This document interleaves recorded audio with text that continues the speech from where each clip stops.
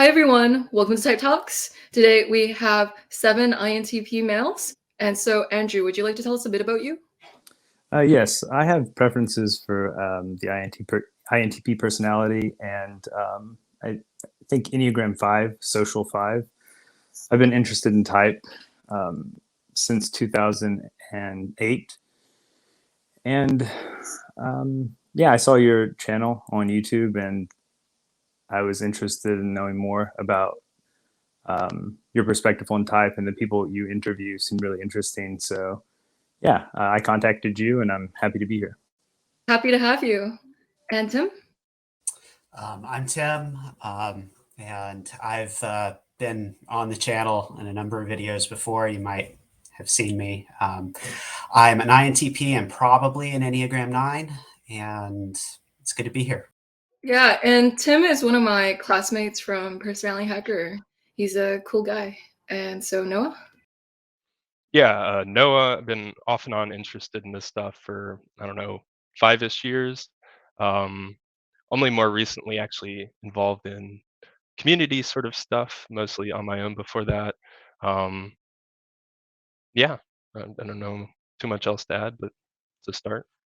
Yeah, and Noah is creating his own crossbreed of MBTI type. He's like adding it with different theories.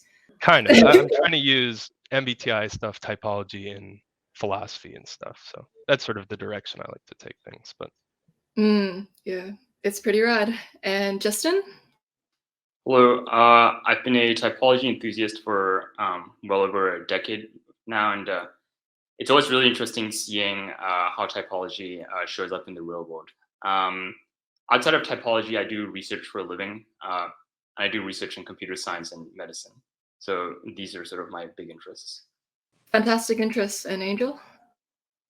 Hi, my name is Angel. I like manga. I like books. Solid. You're in good company. So yeah, my name's Eric. Decided just to put my YouTube channel's name on here. Feels a bit pompous, but didn't know what to do. But yeah, so I first kind of got involved with just Myers-Briggs maybe about 4 or 5 years ago when I was kind of having a weird like breakdown of just not really knowing of like why am I wired the way I am. And so once I kind of came across Myers-Briggs and it was able to like articulate very specific things that I kind of found, I started to identify them as flaws or problems because no one else around me would behave in those certain mannerisms.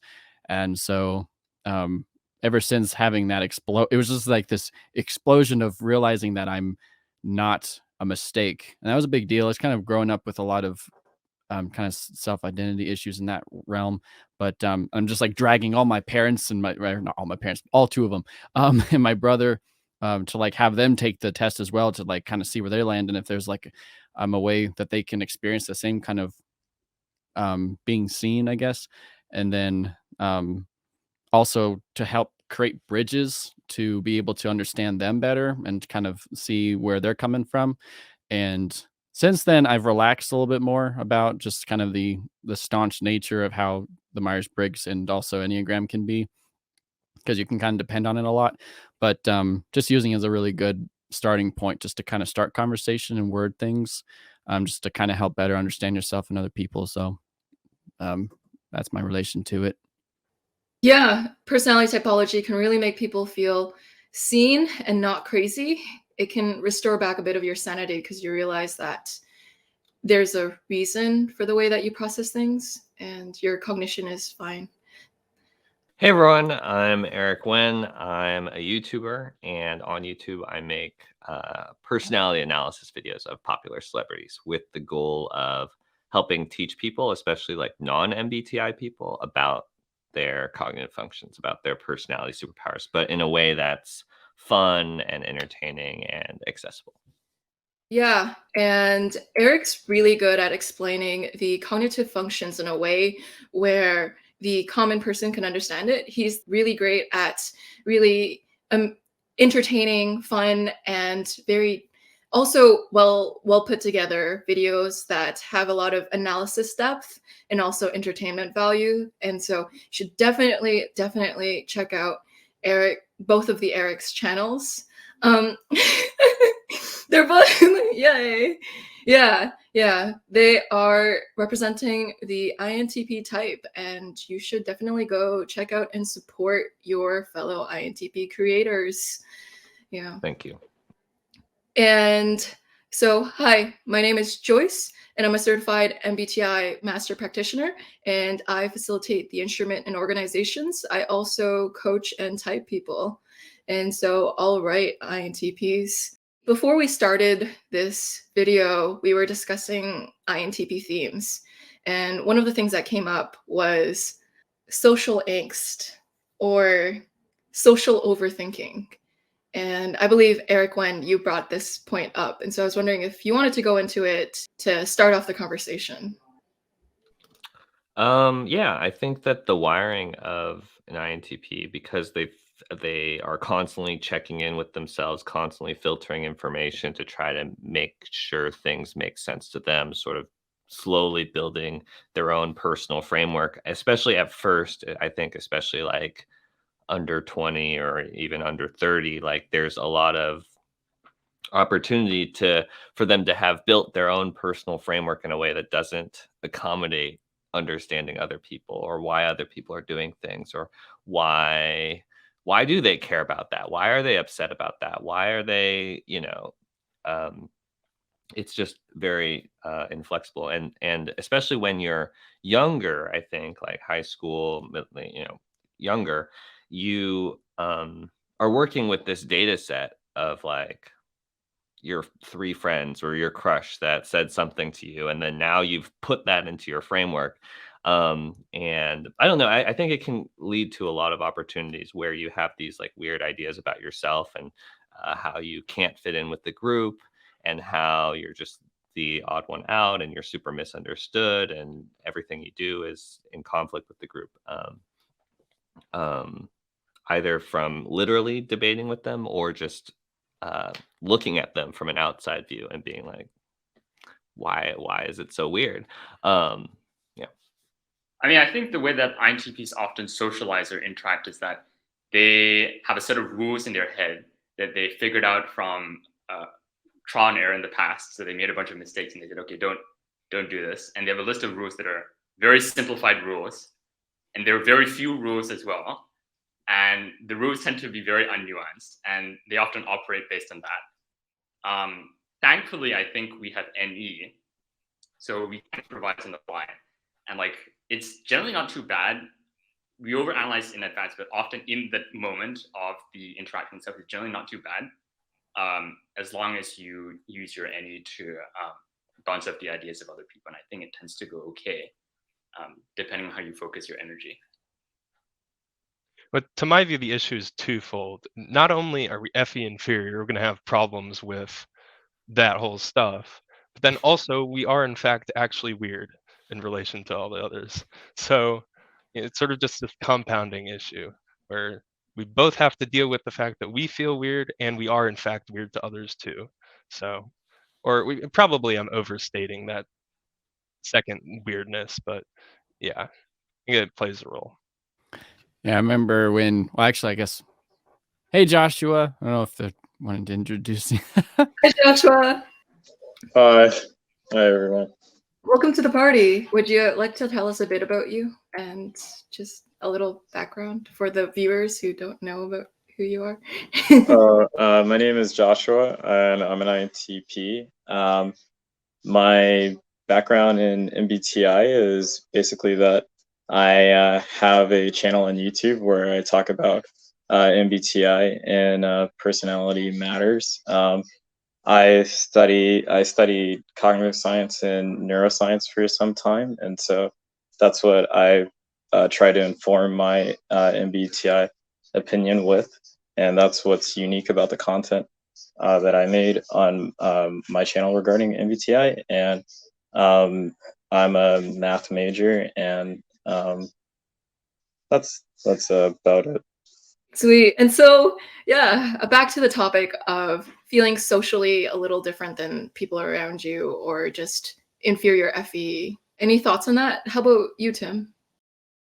Yeah, I think that we tend to use the tools that we have, and we tend to like the things that we're good at. So I think for a lot of INTPs, you know, they're people who have a predisposition to being analytical, and if you grow up that way, you're going to use that. You know, you're going to use that TI skill set, and that's not always met with like the greatest warmth, depending on the way that you interact. It might be that, you know, you're so in your TI all the time that the social signals that you're sending out aren't the ones that other types are expecting to receive. So there can be conflict in that area. I think that for a lot of INTPs, when they find type, it's helpful because they can see themselves sort of in that broader context, and they can kind of pinpoint these other areas that they can start to push into. I remember my first time really engaging with kind of realizing how different my, not that it's like so extremely different, but it's like, so as in sixth grade, I would be very regimented on like the rules of like, you have to do these things. And it's like, it's wrong if you do that. And it's like, I'm all kind of panicking about like people wanting to be cool. And there's like this whole nother mode of mentality that I wasn't even aware of that existed, of like how people operate. And so there was um, at least through that year was just kind of bumping around into it. But then seventh grade was when I really ran into just kind of a huge depression for like until 12th grade, of just kind of feeling completely out of place and separated.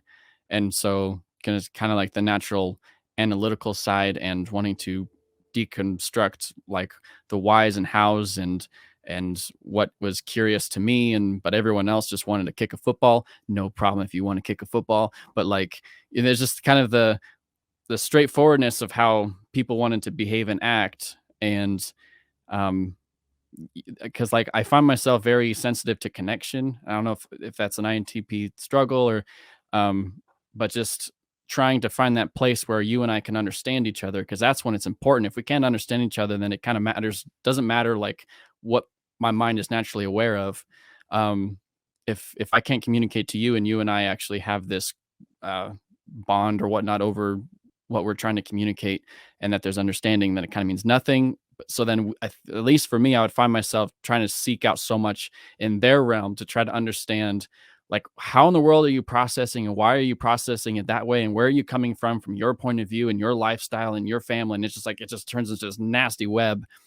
um and then just realizing like how different it is, and then you're kind of stuck and not really knowing how to implement yourself in that, especially if there's like with INTPs and like moral obligation, because then that's like a whole issue there of like what is immorality that's good to participate in, and is it just a personal like personal preference, or is there like higher power to engage with. And so lost my train of thought, but something along the lines of just like finding that connection, and finding out that you would have to give up what you are mostly um, what you're convicted about and who you are and your identity of yourself for the sake of connectedness. But then that's the strong piece of you that's very valuable. And that's when later on, when I found out that like, oh wait, no, these are very crucial key parts of who I am, and to give it up would actually be really bad. And you just have to accept that people, now there's a place to trying to finding the balance of like how to engage with people and knowing how to like um uh change or morph something or your behavior so that you guys can better connect or whatnot, but not to lose touch with that, with the natural essence of who you are. Well, the question is, how useful is any of that analysis? Like, is that analysis actually, because IT is outcome focused, right? We're like, okay, is the analysis going to help me have better social interactions in the future? I don't think that the analysis has been terribly helpful. What's been helpful for me is making mistakes and trial and error, which is a little weird. It's like that tends to be the biggest way to learn. And the overanalyzing tends to be because we stay in our own heads and alone a lot, but if we went out into the world, then that would stop the overanalyzing, I think. And yeah, the Tron error. But I think I would agree with Justin that the analysis is itself the barrier to the participating directly in the social space. It's TI on an axis with FE. Like more TI means you repress FE more. So it seems to be the way it works. Like the less you do the analysis stuff and you just throw yourself in there, the better off you seem to be as far as social interaction is concerned. What are your thoughts, Andrew? I think a lot of things have been said, and I'm not sure what to speak on first. The ethics part of what's been spoken about, I'm very much interested in ethics, but I find myself, yes, structuring my thoughts in a way, or trying to understand like ethical objective theory, or I guess trying to understand if there are objective grounds for ethics, because I feel like part of when I think about things around what is like moral or immoral, I feel like I want to have like a firm basis in some way that's like grounded in something more than just like a subjective feeling or emotion or experience. But I think it's very complicated and very difficult to do that, and the analysis leads to paralysis at times. And I find that when I've engaged, as some people have said here, more spontaneously, or maybe just throw yourself into a social situation, or a situation in which you're maybe uncomfortable, I find that I gain a lot of information and a lot of perspective that way that I wouldn't have gained just kind of analyzing or reading or thinking about what is like the correct thing to do based on some moral theory or structure or system. That maybe I find out a bit more by actually experiencing things, but that's really hard to do. It's kind of, it can feel overwhelming, I think. I think the idea of just like being more spontaneous, just throw yourself in there. I mean, at least for me, and especially if you had told me like 5, 6, 10 years ago, that would not have been very appealing, or like inspiring. But I mean, it is true. If you throw yourself in there, you do learn a lot and you eventually loosen up. But I think that it's not quite about like turning off the analysis. It's just thinking less about, wait, like I'm so weird. How do I fit in with them?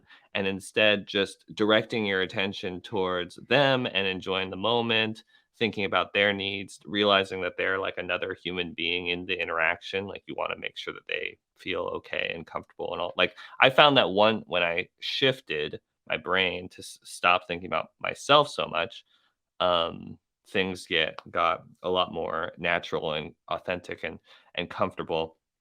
Because as Tim said, like sometimes when you analyze too much, you're forgetting that you're not just like this floating brain, like watching the room. You actually are sending signals back to them. So if you're like completely expressionless, if you're just like standing in the corner doing nothing, or like you're sending signals that you're disengaged, which people don't want to engage with. So I think that is a huge part of it, is just being a little slightly more present, and directing your mental attention towards not yourself, and also not overthinking. Like I don't know, like in contrast to what, no, like I think everyone's a little weird. I think everyone's a little uncomfortable. Everyone's a little, there's a lot of interesting dynamics going on, and people. I think it was really helpful for me, at least, to notice that not everyone's like thinking about you as much as you, or like analyzing you the same way that you are analyzing them. So it's just easier to loosen up, I think. Yeah, and some INTPs might have an easier time with becoming a little better at FE than others. So depending on if they have FJ parents or like FE influences that are really close to them. Or I noticed with some INTPs that grow up in religious contexts too, if it's like a very FE environment, they don't suffer as much with the FE inferior, but they still suffer. And so Angel and Joshua, any thoughts on the whole topic? You can take it whatever direction you want. In my personal experience, I've found that just trying to go out and experience things in the world is better, in terms of learning how to make decisions about those things than necessarily thinking about them. Like, if you really want to understand how to ride a bike, then you have to ride one. You can't think about it and have as much insight on it as you can from participating in the activity. And being with people is something like similar. We are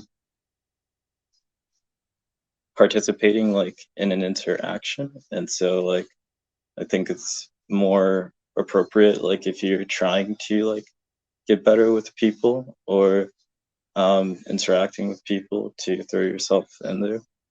Yeah. How about you, Angel?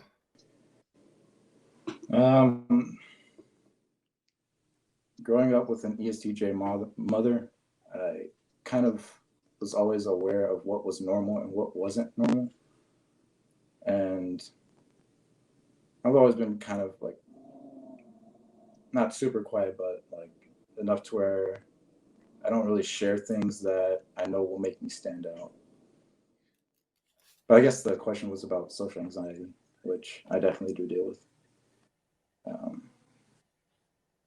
But I've been hearing you guys, what you guys have been saying. It sounds a lot like, instead of, I mean, maybe it's a bit of both, but engaging in the extroverted sensing, which is kind of odd because it's unconscious, but that sort of being in the moment and not really being concerned with, you know, all the thoughts that are in your head, but more so being engaged and letting things transpire as they may. And that's something that helps me with Life is always going to be kind of like anxiety provoking. So regarding the anxiety thing, right? Smiling and remembering to smile, it seems to be a big problem. So I see that there are 3 ways forward here, okay? Like, one is you, with the advent of Zoom, right? You get to at least see yourself. So over the past year, I think we've all been conditioned to learn what is the appropriate interval to smile. It's probably every 2 minutes or so, and that's fine. But we can't always have a remote job. Maybe if you're a software developer, you can get away with a remote job, and that's great. Of course, in software development, you're not expected to have high emotional skills either, so it doesn't really matter. Number 2 is, say you're in real life, right? You could always have a mirror behind the other person, but that's not always possible unless you're in a bathroom. And the third is like, you could have like your phone vibrate every like 2 minutes or something to remind you to smile. But this, I don't know. I'm just trying to brainstorm ideas here. Like, I know this is a FE thing, right? Like, I'm taking such a crude approach, but like, there has to be a solution, right? How do you remember to learn how to smile? To my mind, it just happens automatically when you're participating in the FE space, so to speak, as you are right now, Justin. But I'm on Zoom. I get to see myself. Yeah, but you're not like consciously deciding now it's time to smile. It just happens when you're, yeah, at least I think that's how it works for me. I imagine every FI person listening to this is like, I'll smile when I want to smile. Like, like, we don't have to fake it. Like, if it's not real, it's not real. I did want to point out also back to sort of analysis thing, that here we are, the classic, like, best case analysis of social interaction stuff itself, the system, typology. Well, what is this but an over analysis of social interaction as it is already? I don't know. There's some balance to be struck. You don't always have to participate fully in the FE space. Yes, it does make sense to step back and analyze, and you end up with something really cool sometimes, like this system, as a direct result of stepping back from how people are and attempting to sort of analyze them. You get something like this, and I think it's pretty productive and interesting on its own. So. Absolutely, yeah.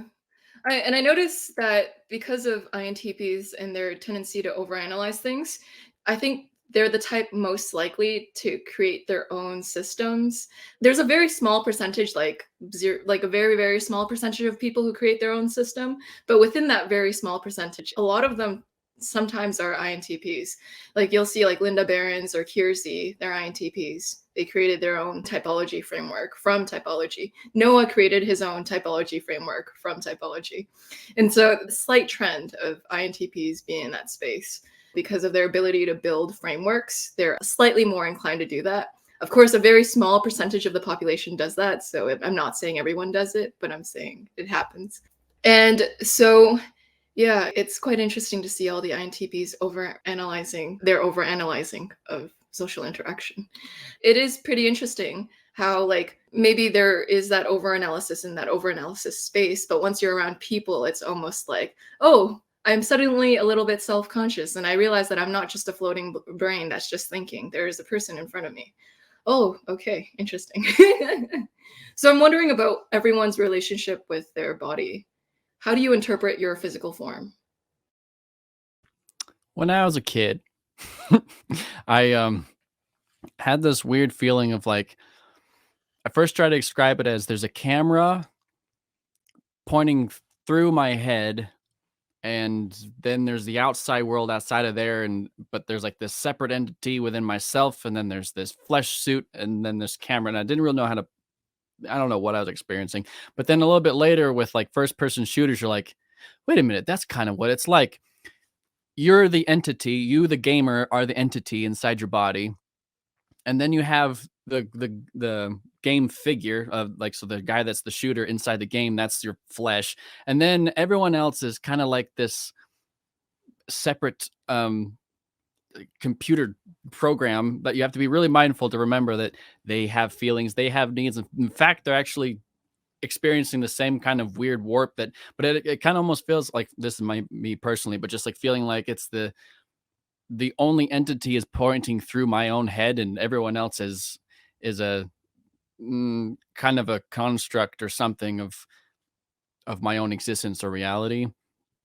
I don't know if that's something similar to anyone else, but This sort of like first personness feeling that you're describing is something that I've also attempted to describe to others, but they don't seem to see the same sort of thing. So I think it is a sort of INTP thing, at least to some degree, because I do have the sort of same experience. Obviously, like you navigate the world as if, yeah, you're playing like a first person game or something. It's, you see the stuff around you, it's just sort of out there, you're in here, and this like hard distinction between the world out there and the you in here, um, maybe isn't something every type experiences in that same direct way. I don't know. It's very similar to what Eric said, but I like thinking about it sometimes. It's like in Sims, there's two versions of you. There's literally you, the character in the game that you're looking down on, that's doing the dishes and, going to get groceries and all that sort of stuff. But then there's the like controller you that is floating above and is making more macro decisions about, uh, you know, where are you going and what's going on in life and where do you fit in with all the other characters and all the stuff. And I think that in general, INTPs tend to be floating more as the controller brain version of themselves, not. And then the more day-to-day stuff like driving or, doing dishes or groceries or whatever. Some of that's a little bit like in Sims where you like hit the fast forward button and it's just sort of like, you're not really paying attention to that side of things. But both versions are you. Like that character is you. You actually are having to do that. And so there's in connection to what Joyce was saying about how are you connected to your body. It's like, not very much. Like, I mean, you can be but I think in general, the place that a lot of INTPs find most interesting or valuable or important, it's nothing to do with what's going on in your actual surroundings or the day-to-day stuff. And so that's where you almost have to like it's not like INTPs can never be in the moment. They can, but they have to like choose to like, oh, it's okay, it's super important for me to do the groceries or the dishes right now and focus on that. But otherwise their natural instinct is just sort of go into avatar mode and like be like floating off into their heads. So there are two ways that we can look at this, right? We can split it up into two pieces. One is the SE part, which is interacting with the world, like driving. And INTPs often drive as though they have cataracts in their eyes or are myopic, because it's like viewing the world through a straw, and like sometimes I think they get into car accidents. Definitely not speaking from real world experience, but that's sort of the thing. Like sometimes we trip and we fall and things like that. But at the same time, we have SI, and our SI is in the third slot, so it's not actually that bad. So like you do like sensory experiences, like sleeping and eating. Whether you might want to say it or not, I think you do like those activities, and like you can take pleasure in optimizing things like your mattress or your sleep time or what you might take before you go to sleep. And I do actually do those things, or what should I buy for groceries and all these things, and you treat it as a game. And I think it's enjoyable in that sense, and we're actually not too bad at those things when we actually put our minds to it. So I don't think it's all bad. Well, yeah, but in those examples that you gave, you're sort of transforming the activity into the idea of the activity. You're not actually paying attention to actually doing the groceries. You're paying attention. It's like the fun part for you is the idea of groceries and optimizing it, and you're not actually paying attention to the individual experiences of the groceries. You're paying attention to the introverted sensing, like average idea of like you're sort of bucketing it into an introverted sensing concept that you are having fun with, which is fun, right? You're translating it into something that you can then play with extroverted intuition. And like not many types can do that, right? Because we have NE and SI second and third, so we get to play with those ideas in the sensory world, and like we have fun with it. So yeah. Do you guys ever forget to eat? Like, do you have this experience where Yes. it's like, I don't know, 11 o'clock at night, and you put down the book, and you're like, oh, why do I feel like this? Oh yeah.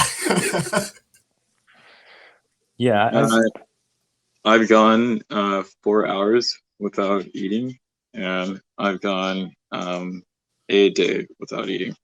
But those are like my longest stints so far. I like the idea of fasting. So, I mean, I don't usually forget to eat, but like just choosing not to eat and just being fine with it, that's something that I can do sometimes. Yeah, I do intermittent fasting and only eat during the evenings or whatever, just because it's just a pain in the ass to have to go make lunch and breakfast and stuff. Now that I know that that concept exists, I'll just latch onto it, use it as an excuse so I don't have to deal with all that because it's a pain. But I do agree with Justin still to some extent. I still enjoy the experience of eating the food directly without playing some conceptual game. But would I rather just get it out of the way real quick so I can go back to what I actually care about? Yes. I relate to this as well, like intermittent fasting, and then also the sort of seeing yourself from like a third person perspective, even sort of like from above or something.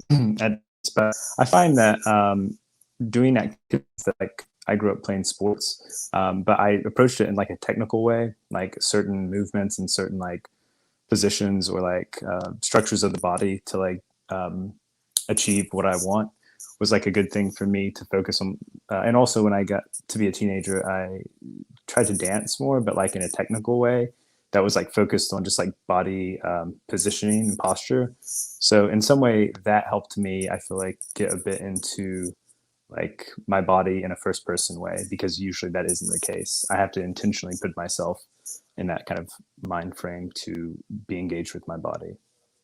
I would have that also extend to sleeping and like any kind of bodily function. So going to the bathroom, but it is kind of like, I think it was Nova, or I forgot who said it, but it's just kind of like, it's the thing in the way.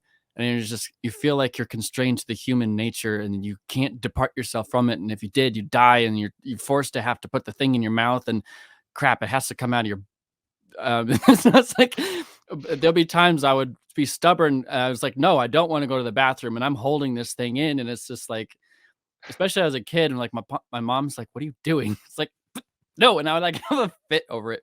But like, yeah, especially just if I'm so focused on what I'm doing, hours goes by and I'm like, why do I feel dizzy? But Yeah, it goes maybe more like than the just less food. yeah, for me the like less vulgar example I guess is, sure, I do feel hungry. Like if I recognize that myself in that state, I know that I am hungry if I like care to think about it, so to speak. But it just doesn't override my other topic of interest at the moment. um just like the amount of hunger required to go get force me to actually go get food and satiate my hunger is just going to be more, because whatever, like I'll just deal with being hungry for a bit. I don't care. The pain will eventually go away is what I keep telling myself. And it So I does normally usually, especially with like hunger and stuff. It actually does go away in the end. so I normally stockpile both lunch and dinner on my desk so I don't have to deal with that, and then the problem's like solved, right? Isn't it? You just have lunch and dinner just sitting by there, and you don't have to move. So you don't have to go twice. I usually don't think ahead enough to plan for things like driving or food or anything like that. It just sort of is like, whatever. Yeah, I'm I kind mean, of that is curious. What is lunch and dinner if you can sit it on your desk? Like, is it sandwiches or something? Yeah, Like, what are you you can eating? just like today I got Chipotle. I ate half of it, and then the remaining half I'll eat for dinner. And I got some pastries as well, so I don't have to leave my office building. I can just stay here the whole day, and that's typically how I work. So The way I look at it, only things that really matter are breakfast and dinner. Lunch is optional. you only get to pick 2 out of the 3. dinner and Yeah, snack. if I don't have breakfast, then I'll have lunch and dinner. You know? All right, this is a very foodie chat. Yum. From everyone's description of how in touch they are with their body, it seems like that's where the absent-minded professor stereotype comes from. It's like, oh, I'm kind of in my body, kind of not. And, a good way to kind of summarize maybe the INTP mind space is I think, therefore I am, from Rene Descartes. Almost like, oh, I have this thing, this device to think. And so it feels the most real to me. And everything else is like this other thing. Cool, Yeah, cool. I was just going to add that the absent-minded professor thing for me is less of a knowing you are in your own body. For me, that's sort of SI. It's like the lack of awareness of everything else that makes me absent-minded. Like my direct surroundings, unless I am looking at it, I don't really know it's there even. So people can creep up behind me. I don't seem to have that same sort of physical awareness that people just magically have that I don't get, whatever that is. Yeah, Joyce, I was listening to the ESTP panel. I think it was the one with the men and women. And the way that they were talking about their bodies, like if somebody touched them, they would have an awareness of that. Like even without looking, they would know. But like even if I'm aware of somebody brushing up against me or somebody walking past me, usually I can just be like, I don't like that doesn't really bother me. That's not an issue. It's only until it becomes like disrespectful, then it's like, oh, why are you touching me like that? Like, or you didn't ask me if you could do that. But like casual, whatever, I just kind of brush it off. Whenever dudes are caressing my shoulder, no.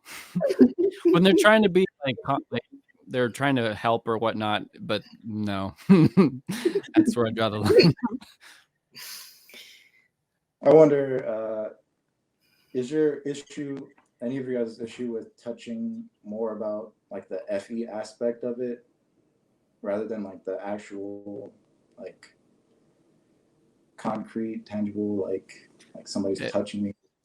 Yeah, if like FE could also turn, it can be associated with like sensualness or like love. I don't know if that's kind of something that can be correlated, but I know for me that there is a weird this might be TMI, but just like a weird like bleeding effect that it can't quite distinguish certain affections. And so like if a guy is touching me and I am a very straight male, and so it's like it still responds sensually, and then I have this kind of weird wall effect where I'm very much uncomfortable and confused for a moment. But then but if a girl touches me, it's not that I have sensual immediacy to them, but there is kind of I think it's the tenderness of a woman somehow seems to kind of flow to them a little bit more naturally. I don't really know how to word it, but I would assume I don't know if there's something similar with you guys, but that's kind of how I'm That, deconstructing Or it. yeah, that brings up an INTP trend I notice, and it's sometimes there's this not being able to distinguish, are they being friendly and nice, or are they flirting with me, or is this romantic? So sometimes, okay, what I notice when I interact with INTPs is sometimes there's that confusion of what FE role I'm trying to play with them, and I notice that in general when they talk about other females too. It's not knowing the other person, what the social cues mean. It's almost not being able to read emotions extremely nuancedly. So having this difficulty with separating the fine line between is this love or is this something else? Does that make sense? I yeah, want to add a little bit to that. For me, I don't think it's just lack of awareness. It's hyper awareness. You're aware of it, and then you way overthink it, so you misinterpret it. You corrupt the image rather than just missing it entirely. Because I think so in some descriptions people give that INTPs are just completely unaware of that stuff. It's not true. We're too aware of it. Is the distinction I want to make, or maybe that's just me telling myself that, etc. But I'd agree with you. yeah, you don't trust your FE judgment, so you go with the most literal TI conclusion. well, then you're off anying about it. What if it means this? What if it means this other nonsense? Yeah. I think the solution to this is that even though you have this FE deficiency, you can outsource this type of emotional analysis to high F types. So, for example, I have an ENFP friend, and he is TI trickster, and he has a large group of INTPs that he outsources his thinking to give him his opinions. So, in a similar vein, if you had high FE users like ENFJs, who is our pedagogue type, and if you could somehow wrangle a bunch of them, I mean, Joyce is able to do it, right? So, wrangle a bunch of them into a chat room and then give them your problems. They can help solve them for you. I will ask then, as a follow-up to Justin's thing, I would be generally nervous to do that. I don't want someone to do it for me. I'm nervous about that. That's the problem, right? Or for me, it would be. I mean, yeah, it's similar idea, but I have found that it's not even just talking to be this is my problem, solve it. It's also just becoming friends with more people, and especially more F types, hearing this is what I was feeling. This is what whatever, this was what was going on. Then I can collect that data. And then later in future situations, I'm not using just my, my small data set of this, if this happens, this is what that means, or if this happens, they like you, if this doesn't happen, they don't like you, that type of stuff. I think that I've gotten a lot more of that nuance, either the FI nuance or the FE nuance, from just becoming more aware. And I actually think that with time, the more you collect that data, you can actually get really good at some of the stuff that INTPs are stereotypically bad at. Once it turns into once it gets integrated into your framework, how social things go, and once I feel like it's an algorithm. You're really, really bad at first, and then the more data you train, it gets more and more accurate, and more aware. So I've found that with my mother's an ISFJ, and being around in her, she has a sister who's an ESFJ, and that's sort of helped me at times, getting their perspectives and just being raised around them. But also, since I became an adult, I've had a lot of friends who are FP users, FP types that use FI, and I feel that that has helped me navigate some things, getting their perspectives or just seeing them interact with people, or maybe like the art that they do. Engaging in more FI sorts of things has been sort of helpful, but also getting like an FJ. Oh no! Oh no! I'll piggyback off that idea, though. I think FI is super important to the particular problem we're discussing, because you have the FE situation, so you go into TI mode to figure it out. But TI is really subjective. It's not good at this particular kind of task, and what winds up happening is we're not conscious of our FI generally. And so FI is secretly behind the scenes leading TI by the nose. And if it feels bad, our TI is going to sit there processing it over and over and over and over again. We don't realize we're doing it because it feels bad. We just think that we're being rational. And eventually TI comes up with an explanation that feels okay, and we stop TIing it because now other things are more salient. Now we're going to go off and read a book or whatever. But that lack of FI, of awareness of FI, is, I think, how you can get yourself in these predicaments where you think you have it figured out, but really it was FI behind the scenes waiting for you to come to the conclusion that it wanted, and you not knowing that that's what was happening. I've been having a lot of that this whole year, but a lot of stuff's been going on. But it's just like I would correlate it to like it's my inner room that's always, it feels like a constant mess, and you're like obsessing with trying to line out like what are the different inputs that are moving things out of place, and you're wondering why is it also influencing you in a certain way. And just so I'd find myself completely disconnected and incapable of working or even processing, pondering, or whatever, until it's like finally arrived. And there's like certain pieces of like recognizing a conclusion of to why something is the way it is. And I guess then I've been in a space to like try to make a conscious decision of now trying to figure out how do you practically implement that recognition, and to see it like come to fruition. Is it, and I guess to find the validity of that, or to find if there are more pieces that are in that are intertwined into the cognitive mess that you're trying to deconstruct. So at least that's something I've been kind of wrestling with the past year or so. I'm doing some deep intergalactic sensing. Intergalactic sensing. I like the sound of that. And so the topic of FI came up, and I was wondering, how do you all experience FI?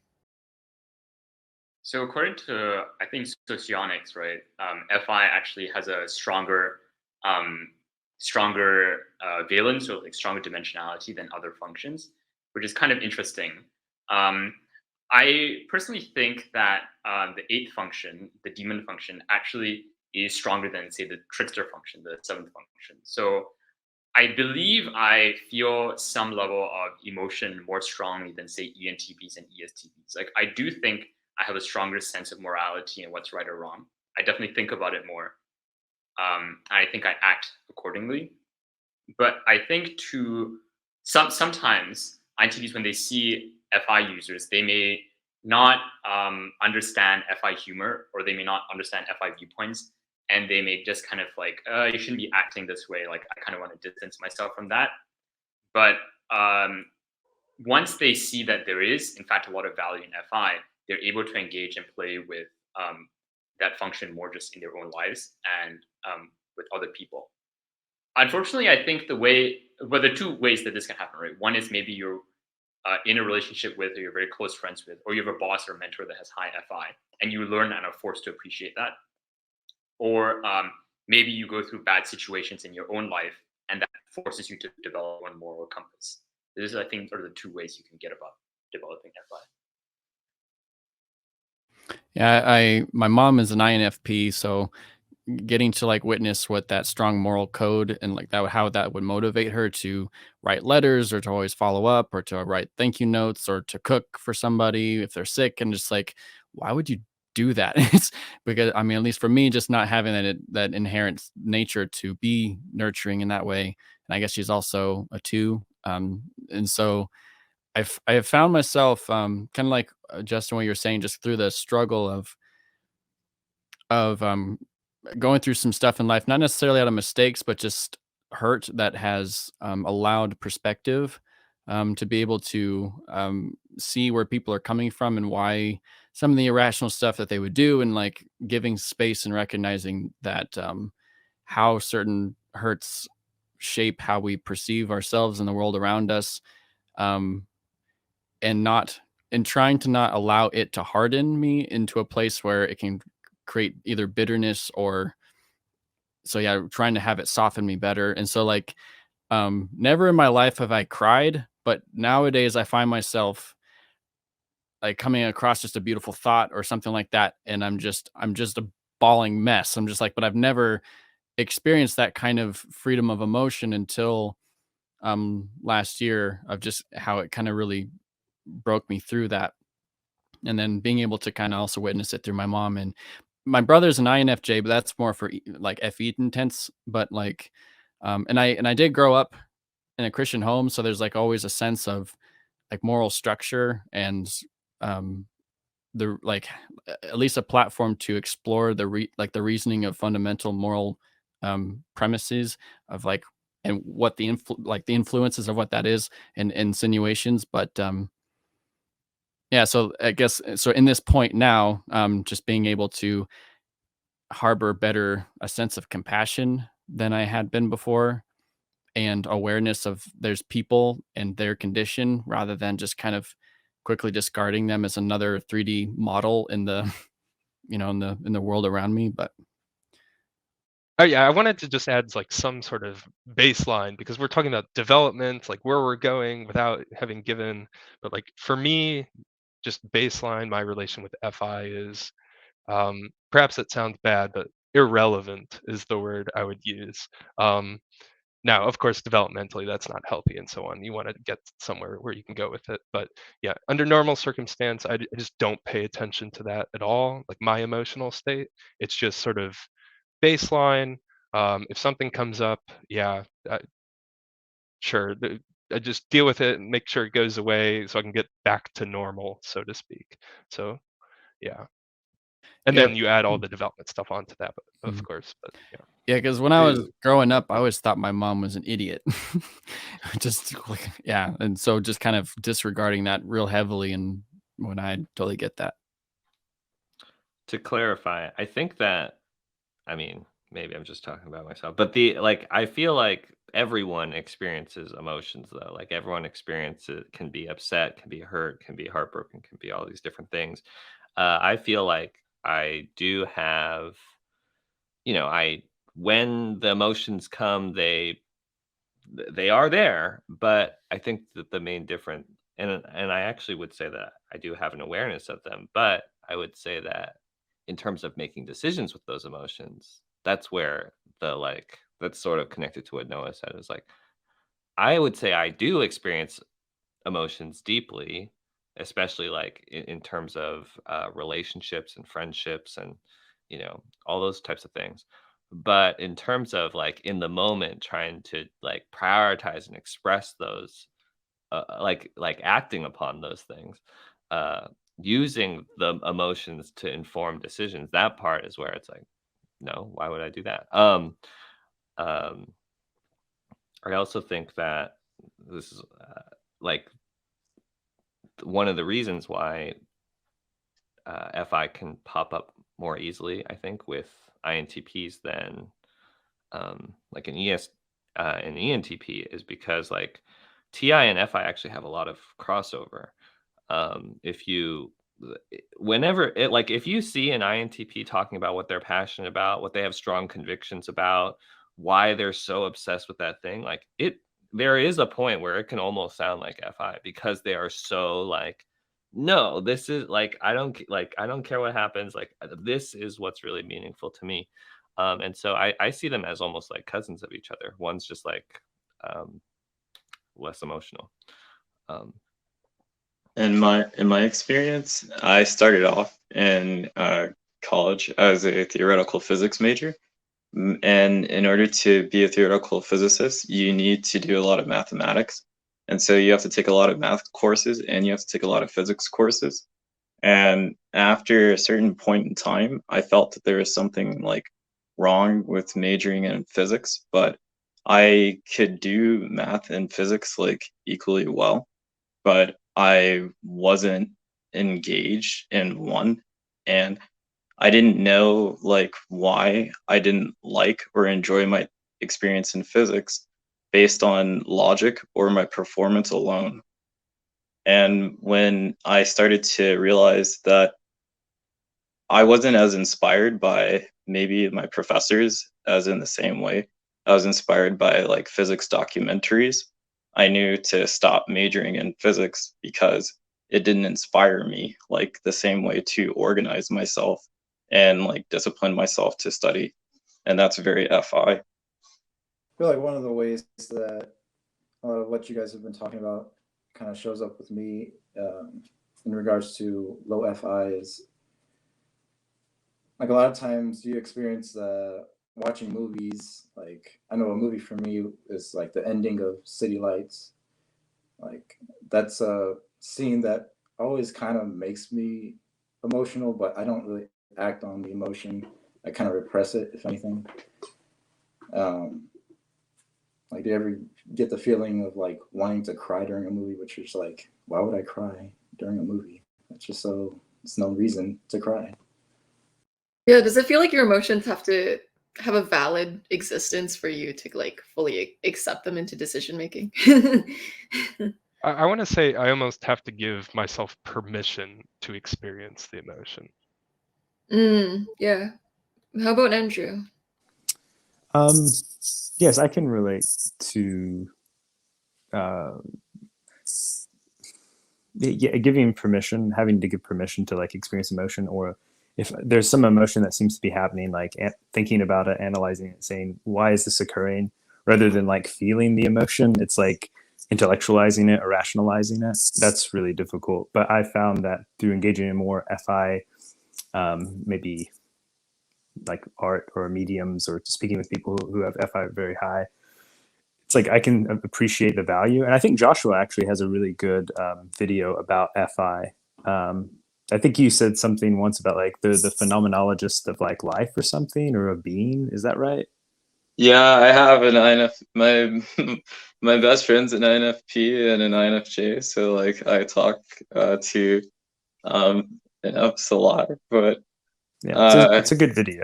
But yeah, thank you. Like that. That like, sorry, dude. Like I'm not used to people like knowing me like outside of some like first time meeting me context. So like the fact that you know about that video, like surprise. One, that was a surprise for me. So I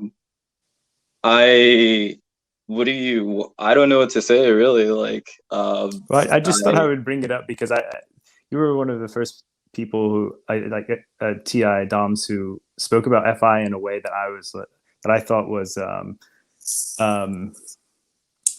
I would describe it as like sympathetic, or maybe not sympathetic, but appreciative, probably.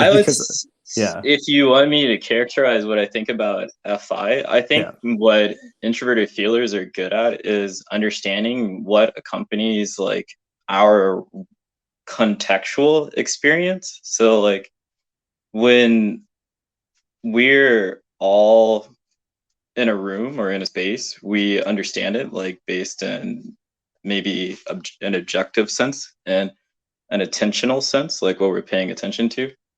And what introverted feeling seems to understand is how to pay attention to things from the standpoint of you experiencing it through what it's like to experience. So your emotions inform your experience and your senses inform your experience, like in the particular.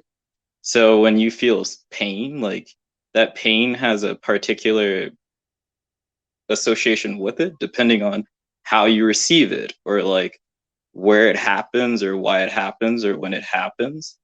And introverted feeling pays attention to that like phenomenology, like the phenomenology of pain or like the phenomenology of the emotion, and they make their decisions based on like that information. Yeah, well, since we're, giving recognition, I would just like to say, I really like your videos, Eric Wen. I don't know if Joyce knows your videos, but I told her that you should probably be on this panel since she asked. Oh, thank you. I appreciate that. Yeah. Some really, really great video creators here. So go check out the links below. And so I'm wondering if we can talk about INTP male themes. So themes you think specifically male INTPs might deal with in contrast to female INTPs. Or maybe there's none that separate them and you could set the argument for either side. I think female INTPs have a harder time finding romantic relationships.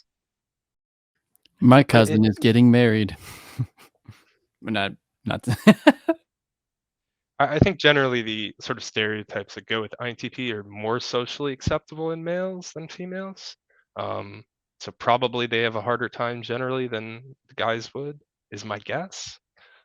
I don't know.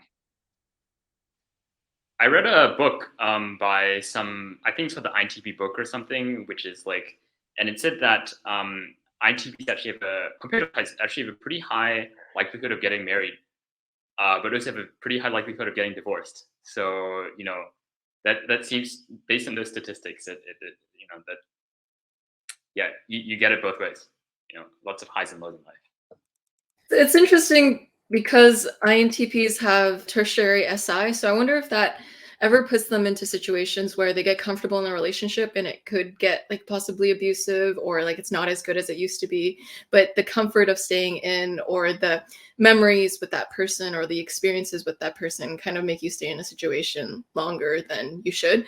Even with the FI being lower down, not knowing how you feel about the relationship until like way after, it's like, this is how I feel about the situation unfolding. Like it's kind of like the FI registers in a delayed way.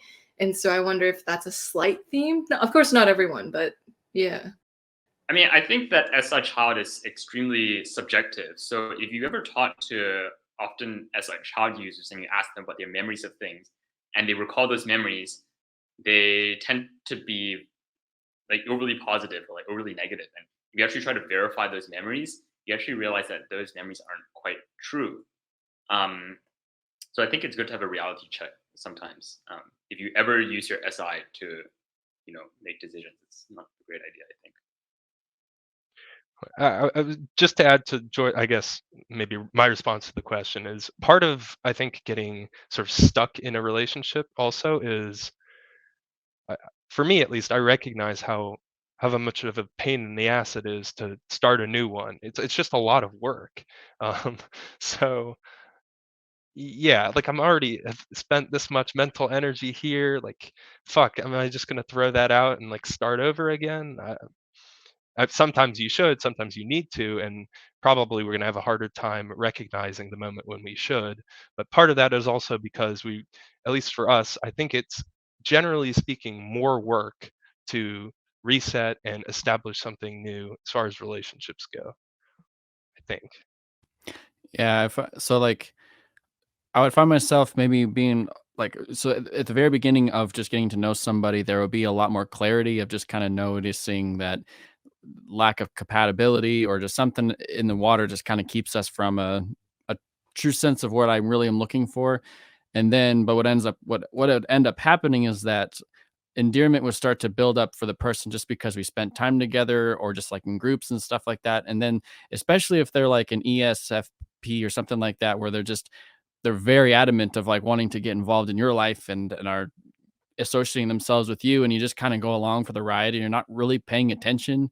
And then before you know it, you're like kind of in this situation and you realize, oh crap, this isn't what I'm really wanting to be a part of in a relationship. And so like I've had a couple of those where I mean, we wouldn't actually get to a point of like a final, like we're actually dating, but like I would just find myself into this endearment state, and then that's where the cloudiness of my ability of the beginning.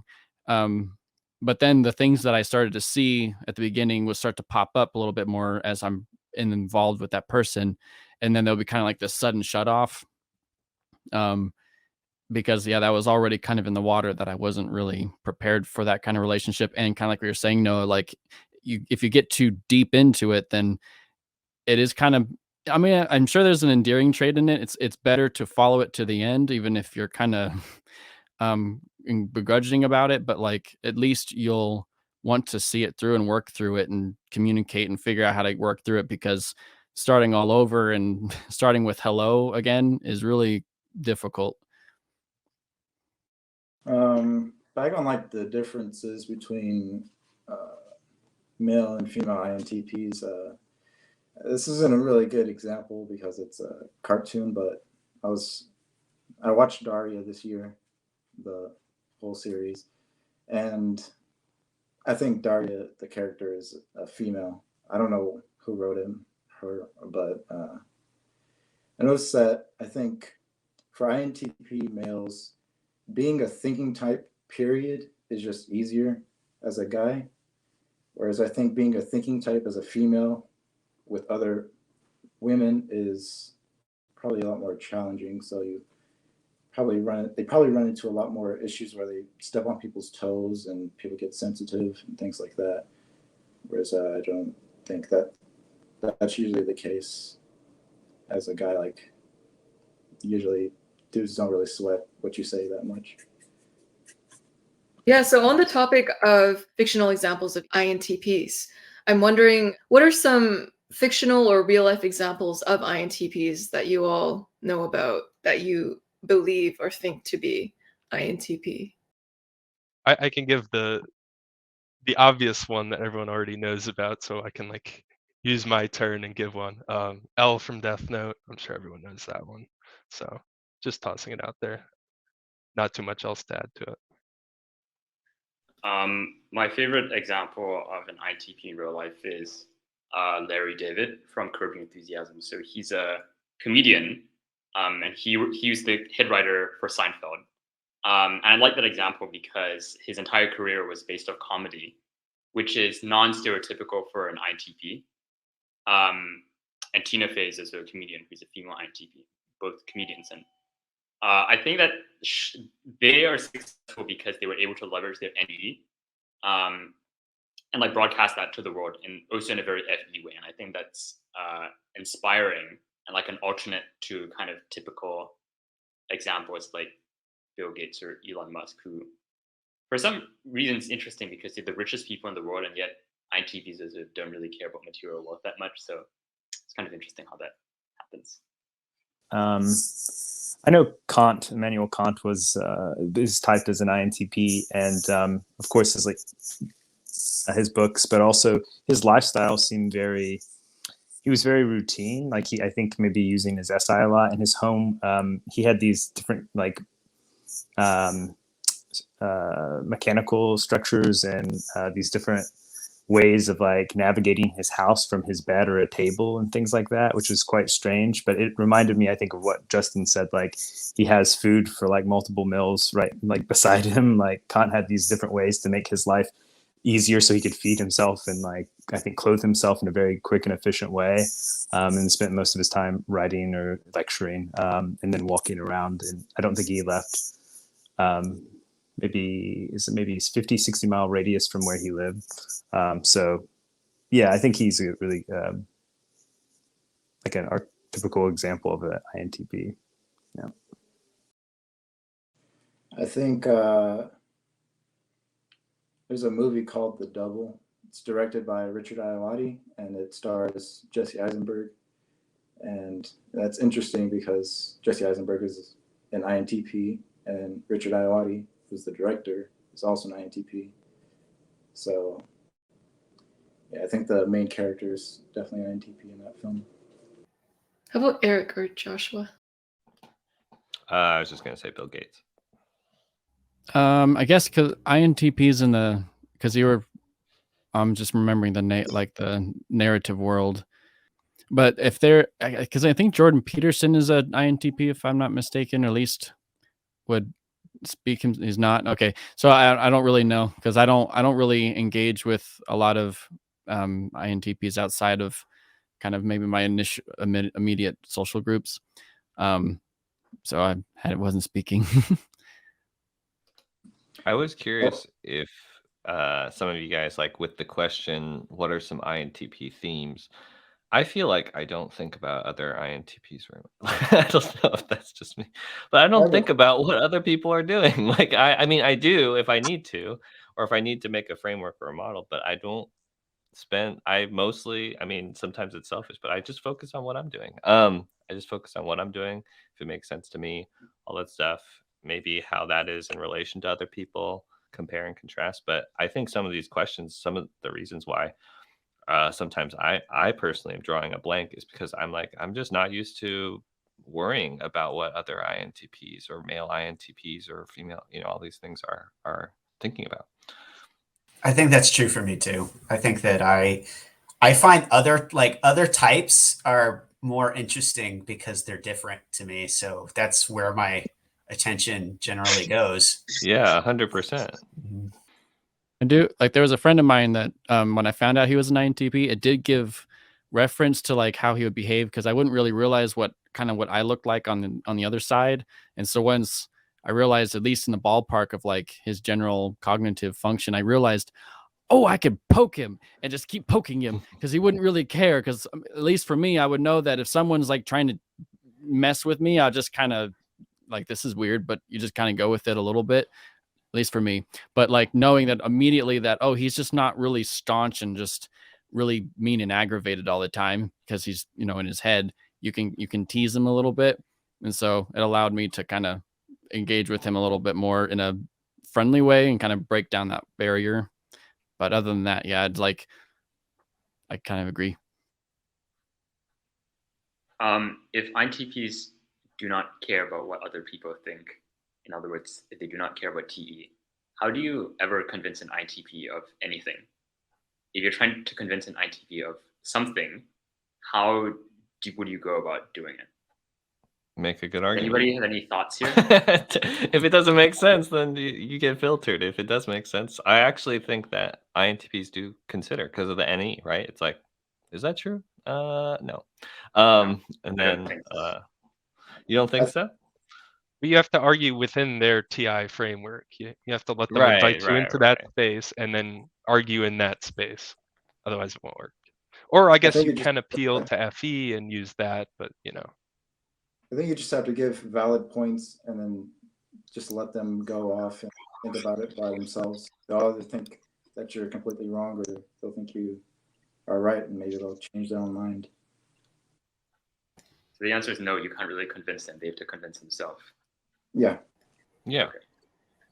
And I think that's where also experience comes into play, where especially with like maybe younger INTPs who are very stubborn. And I would talk to some of them and I'm like, no, it doesn't quite work like that, but they haven't quite hit that space in life of just different experiences to give them that framework. And so you just you give it to them, and then you just kind of hope for the best. Once they do interact with that later on, then they'll get there. I mean, we all have to eventually reinvent the wheel, I think, each of us. So yeah, makes sense. My next question for everyone is, what is your experience of introverted thinking? That's always a question that's harder than it should be. Like, I always feel like every time I've tried to answer that, because it's my primary function, I feel like it should be really easy to explain. And yet I don't know if it ever comes across right. I think that introverted thinking, I guess it's essentially what makes sense. It's how conceptually ideas fit together. And so making a decision with introverted thinking, it's sort of like you have a model in your mind already. And because that model has already been cultivated and constructed, all this time as an INTP, all this time spent this like TI-SI thinking, deciding, because you have it constructed already, you're able to just sort of quickly say, yeah, true or false, that's good, that's not good. But what it feels like is hard to explain. I think it's hard to differentiate it until you run into someone who doesn't go naturally by an introverted thinking type.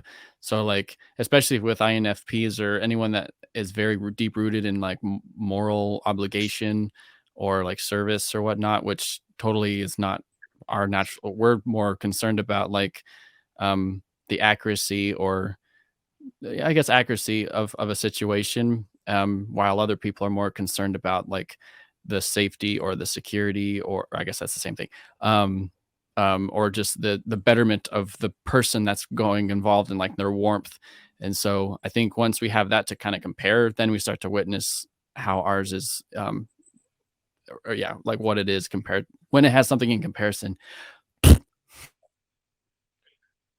Now, I want to give slightly alternate take. I agree with Tim in that, yeah, it's just the way we are. There's not really something to contrast it to in our own experience, that it's just our default state. But I think, as mentioned earlier, it's that sort of the detachment stuff is what introverted thinking ultimately is. It's not about logic, strictly speaking. It's about stepping back from like the social space and viewing it in a detached way. It's like that capacity itself, I think, is what introverted thinking is.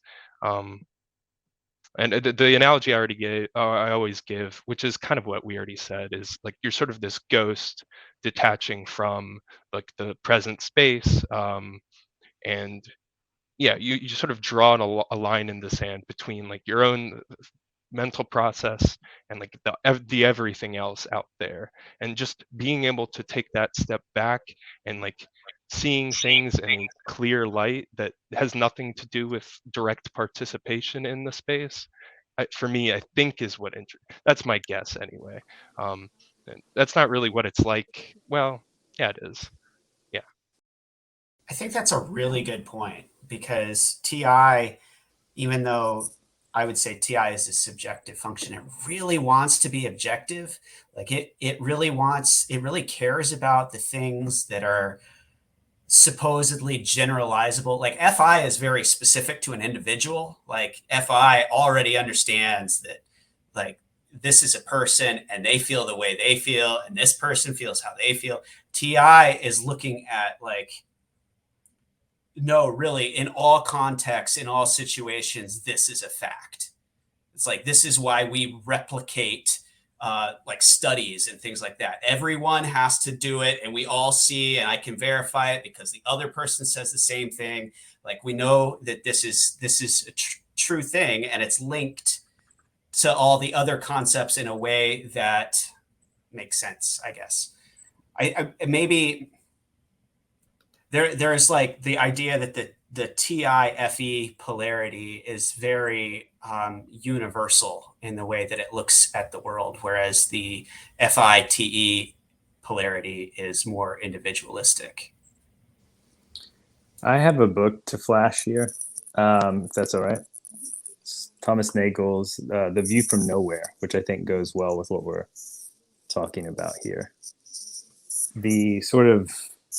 I find TI to be something where, for me, it's I want to step back to try to, when I'm thinking about a situation or trying to reach a conclusion, put all my, as much as possible, any biases or prejudice or like personal preferences out of the equation when trying to determine something. Obviously, that's not possible fully, but I feel like that sense of detachment from potential contamination when navigating a problem or trying to find how to reason something. I think stepping back and having a view that isn't just based in the here and now, what I'm experiencing, what I'm feeling in the moment, but actually something that can be, as Tim has said, replicated or seen by others and universally recognizable. I think that's the goal, the ideal.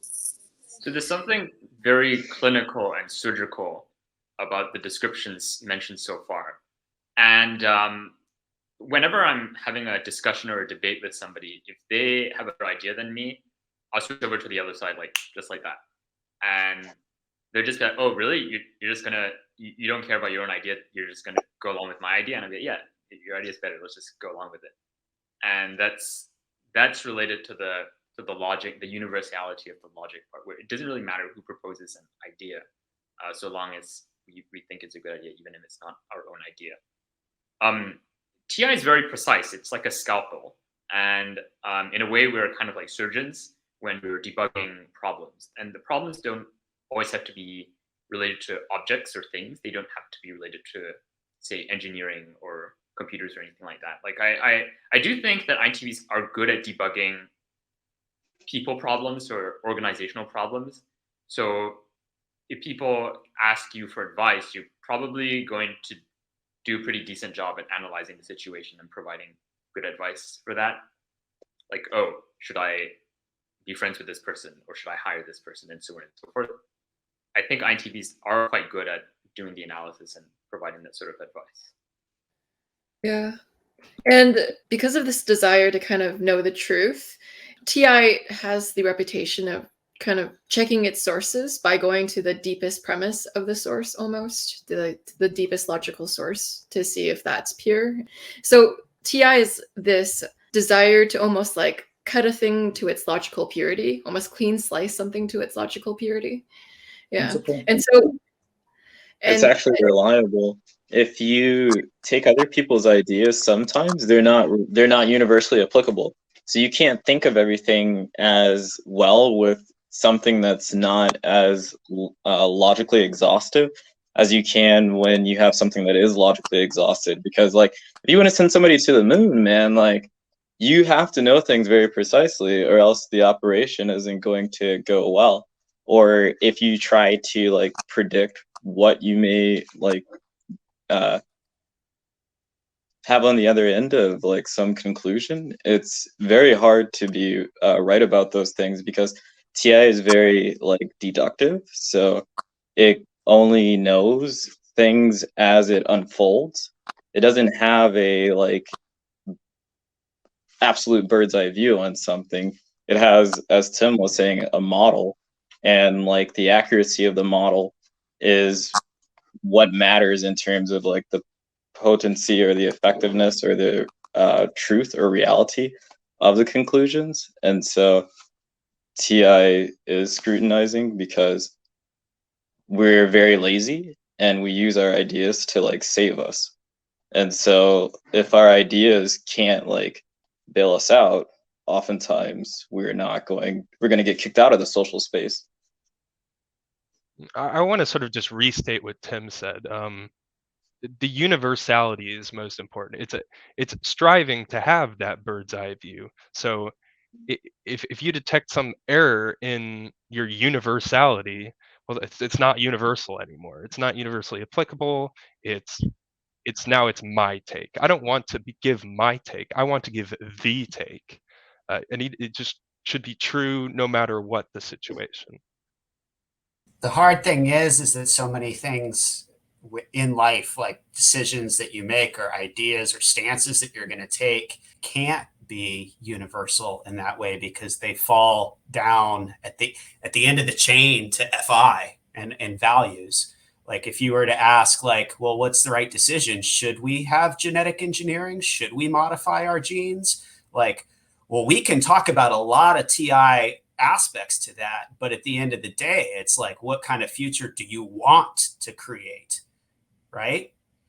If you don't have those values or those outcomes that you might want, then it's really hard to make a TI argument. Like you can make a TI argument, but you could make different ones to go in different directions. And so ultimately TI, while it really wants to be objective, actually has to be subjective. And that's my take on it. Yeah, I feel like I don't know if I fully relate with the universality thing. I mean, I think that, yes, I want my take to be able to help me navigate things sort of broadly. Almost like I want my argument to be something I can really stand behind for sure, because I've checked it, and I think that it can hold up to a lot of different angles. In that sense, I guess universal. But I actually think that there is a part that is extremely personal. I'm not attached to it personally, like what Justin and said. Like I can change my mind if it's different, but I do think that the model, it's more personal than I think we've been talking. Like it's your model. It's you are making a model, and you are deciding that this is the model that I want to apply to all situations. Or if I'm questioned about something, this is the model that you present every single time almost. It's not like if someone else is doing a bunch of stuff that contradicts my thing, I'm just like, whatever. I mean, like I think I already know that it's unrealistic for everyone to be thinking the way that I'm thinking, or for what I think to be true,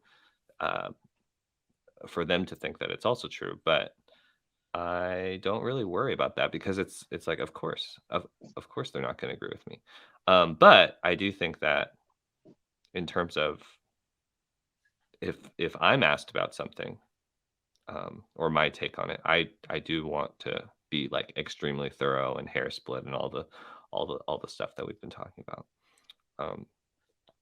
So I think if you ever it's a- had two INTPs talk to each other, you tend to get the situation where you realize, okay, the other person is right, but they're also wrong. It's like, okay, your logic all checks out, but the other person may be overgeneralizing from personal experience. This is what happens whenever I talk to other INTPs, and that's probably the case when they talk to me too. They're truths that apply to their own lives, their own interests, and things like that. But it's like, well, I can't really adopt your system, because if I adopted your system, I'm not you. So right. I can't really. But I think, and I think that that's what they really care about, is creating their own personal logic, that can be like internally consistent.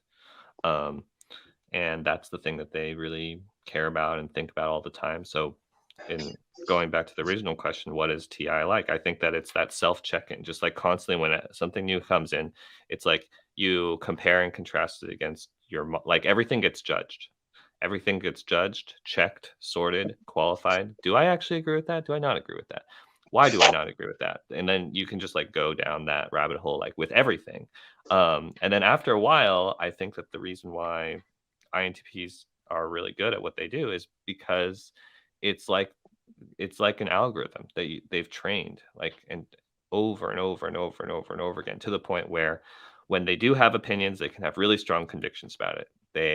It tends to be very like airtight. It tends to be very thought through. It tends to be yeah, I don't know. It's a little bit like an algorithm that keeps adjusting. There's room for adjusting, but at the same time, it's very focused on accuracy. Yeah. Sometimes here INTPs, they'll say something and you'll see them checking it in their brain, and then they'll go like, wait, that wasn't as accurate as it could have been. And they'll readjust their sentence and then readjust their sentence. And that's Yes. With ENTJs, it's the opposite. They say something so confidently, and then 10 minutes later, you said, wait, why are we going the wrong way? Why you were walking so confidently in that direction? Hold on a second. I wanted to say that, I agree with Eric. Like, there's the ideal or aspiring towards some sort of like objective system, but also I understand it as like highly subjective. Like the internal framework I have is like my own and very personal to me. But it's like how I feel safe in some way, I guess. And I think what Tim said was important about their like, underneath the TI, sometimes like bedrock, I want to find like a bedrock, like a solid foundation, but also I found that like underneath it are some sort of personal values or like some semblance of FI that I'm trying to understand what I actually, what I value in some way that I can't discern through just TI in E. So yeah, I think that's important, at least for me to have realized, at least maybe in the last few years. Excellent. And so, Joshua, I'm wondering if you have anything to add before we leave to go to extrovert and intuition. I think the things that everything everybody has said, from Andrew to Tim to Eric, is very accurate. And I think what TI understands best is that perspectives and frames of references are necessary to consider when listening to someone or something, because like Justin was saying, if you talk to another INTP sometimes, you'll realize that what they're saying isn't universally applicable. But the reason why you can see that what they're saying is not universally applicable is because of your frame of reference, or the way that you've come to understand or reason about something or understand it from a particular vantage in the world. And because we like can see and recognize this, we say that our ideas have to be consistent with what we actually can deduce and what we actually can arrive at. Well said. Well said. And so everyone's experiences with NE, extroverted intuition. Well, NE is sort of like a superpower. That's how I think a lot of people think of their second function. It's the one that you can consciously exercise and grow. So when I'm around NE DOMs, like ENTPs or ENFPs, it's always fun because it's like I'm always able to like exercise this additional part of myself that gives this like totally other dimension to life, right? Because it's like TI is very cold, it's very surgical, it's very clinical, but NE is just like, a lot of it is fun. It can be a lot of fun, right? Like whenever you have a problem in life, it's NE that comes to save the day and to solve the problem. It like gives you solutions after solutions. And it's used for social situations and like people situations, you know, and okay, not just people, okay, people aren't the only problems in the world. I mean, there are work situations and things like that. So it's a lot of fun. Yeah, I agree with Justin. Like, NE is generally going to be a fun thing to participate in, like socially. But I wanted to give like, I think we mentioned driving before, in the sense that NE is negative. So since NEs are like primary extroverted perception function, when I'm driving, I'm sort of terrified the whole time because all I ever see is all the things that could possibly go wrong. I don't have like the direct access SE stuff of what's around me. I have this potentiality of this car swinging into me from the other side. Like, so yeah, I guess other than that stupid little example, the way I see NE is basically as an exploratory mechanism to test my TI sort of structure. If I can play around with it and knock pegs around and something falls out, well, good. I've parsed away some useless nonsense. Or I can attach some new thing to it. Well, then good. I've added some new, potentially universal principle. So yeah, that's how I do see NE as sort of a mechanism I use or employ to ultimately for TI purposes. Well put. And Eric? I mean, it's similar to what everyone said. It's just jumping to the consider the hypotheticals, the what ifs, trying to rearrange things, see if anything interesting or helpful pops up. Sort of connected to what Noah was saying. I actually think that any for an INTP, NE and SI are very connected. Any like the TI SI is the model, like that's where everything's sort of cemented in concrete, right? But then the NE is what sort of mixes it all up and sees if anything new comes up, or if something else is experienced, like there's like a data point that's sort of out there. NE is what sort of connects that idea into the framework. It's like, oh, this movie or this quote or this interaction I had, it's not related, but what if it was related? What does that show me? What does that whatever? And then that is it's the dynamic part of the model. It's the dynamic part of the algorithm. And then SI is just what everything sort of gets boiled down into. And yes, it's your past experiences because those are like the concrete data points that, at least for an INTP, you feel like those are real. But it's also your core values. It's your it's the truths that things have boiled down to over and over and over and over again, to the point where it's like I'm not changing that part. I'm not, or it's very hard for those things to move. But I see NE as the flexible part of the thing that's comfortable, sort of rearranging everything. I don't know if you guys have built your own models, but it's like where you have it all, and then you like find one error, and you're like, oh gosh, to fix the error, I'm gonna have to blow up the entire framework and like redo it. That's the sort of, that's like the fun part, is like, okay, well, yeah, what if we redid this entire model to make it 2% better? And then, yeah, so that's like what I'm doing in my head all the time. I do like, I want to take that and run with it a little bit.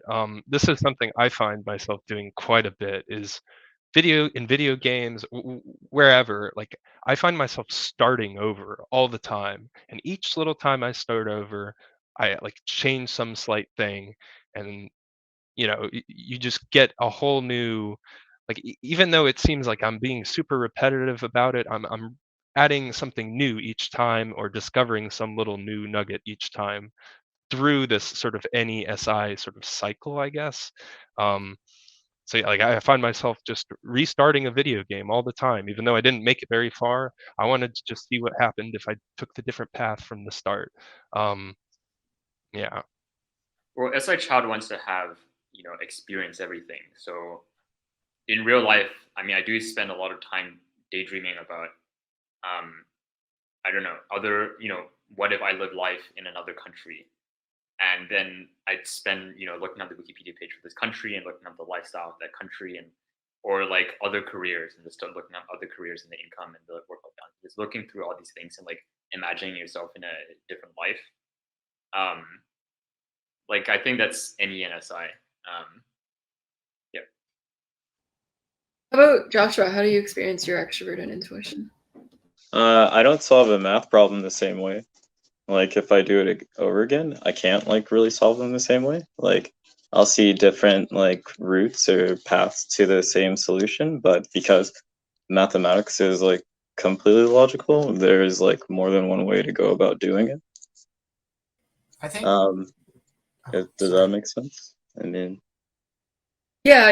You're playing with the equation in front of you. Yeah, seeing the possibilities in which you could answer that equation, that mathematical equation. Cool. I think a key thing for NE is how it experiments. It likes to poke things in order to learn what it'll do. So, like, in order to create the TI model, it goes out and makes data points happen. And I think like a good way of seeing that is like actually looking at ENTPs, because obviously they have their NE forward, and they also like, the way that they sometimes come off is a little bit more abrasive. Like, that part of that's because their FE is in their third slot. And so they're less afraid of saying that, they're less insecure about their FE.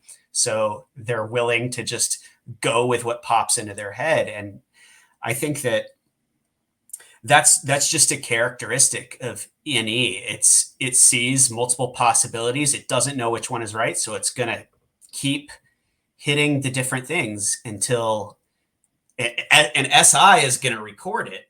And so SI will like has the memory of that time that you said this and this thing happened. And now like you're going to reference that. I don't know. I think it's also interesting to me to think of like NE and SI together as its own engine, sort of functioning within the INTP personality, and how it honestly, I kind of feel like they just work together a lot, and I don't see them as super separate in my own perception.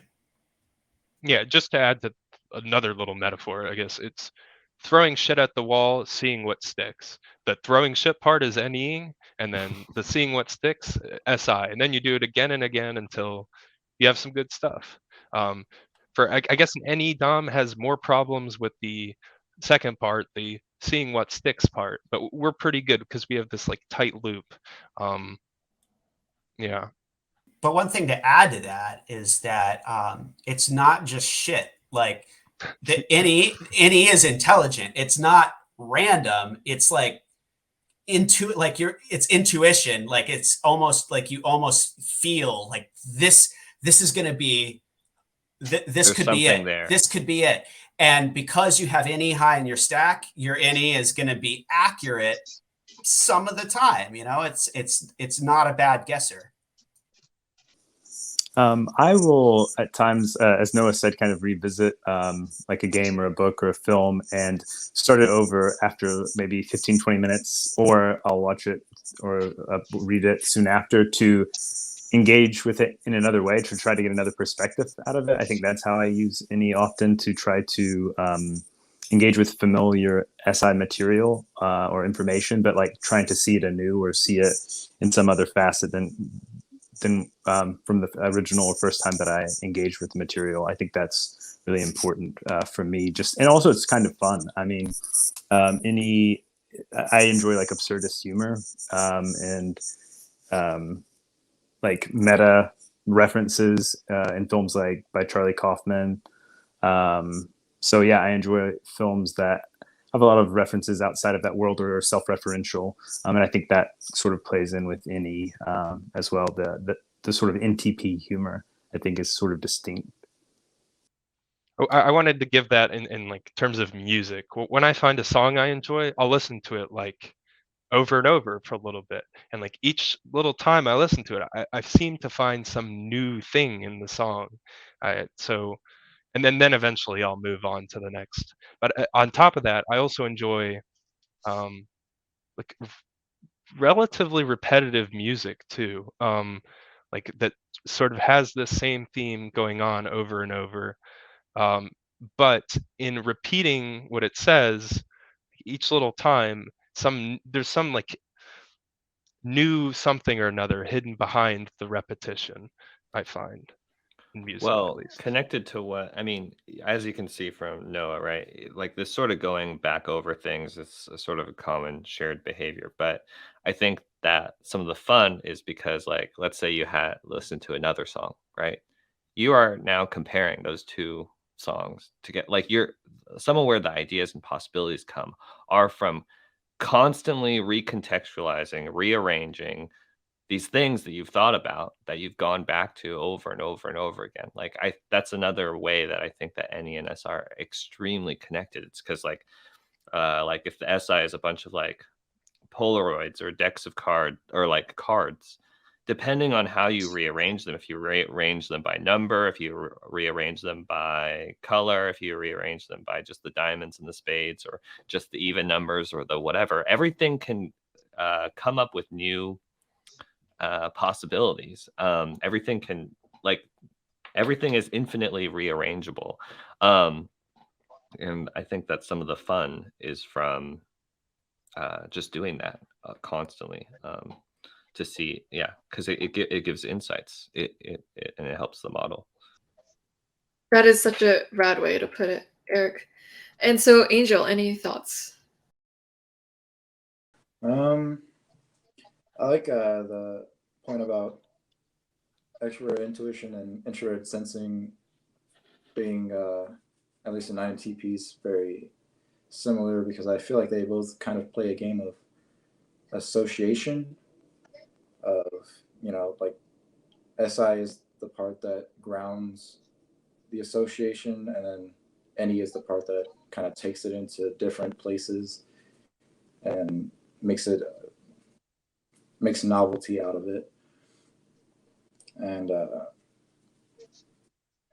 it's the NE makes all the SI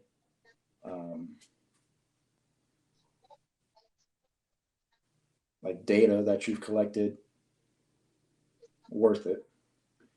Like you're able to bring all of these things that new life by kind of taking them out of that comfortable position and throwing them into untouched territory, or just seeing how something could fit in a new context. Yeah. And so, speaking of the other end of the polarity, how do you experience introverted sensing, SI? Introverted sensing for me is oftentimes the insight that comes whenever I experience something I've already experienced again. There is the first experience that I've had with it, and the extension of that experience over time that's collected when I revisit it. And at some point in time in the future, there will be an insight that catches up with me that brings clarity or a more clear sight of what I've experienced or what I see. I think SI is about like creature comforts and how comfortable you are. So it's not metaphysical, it's totally concrete. So, spending time thinking about what to eat. Is the food tasty? Is my bed comfortable? Is my chair comfortable? Are my clothes comfortable? And just sort of going through all the concrete things in life and just making sure that your life is okay, that your life is taken care of. So I think that's what SI is. I wanted to.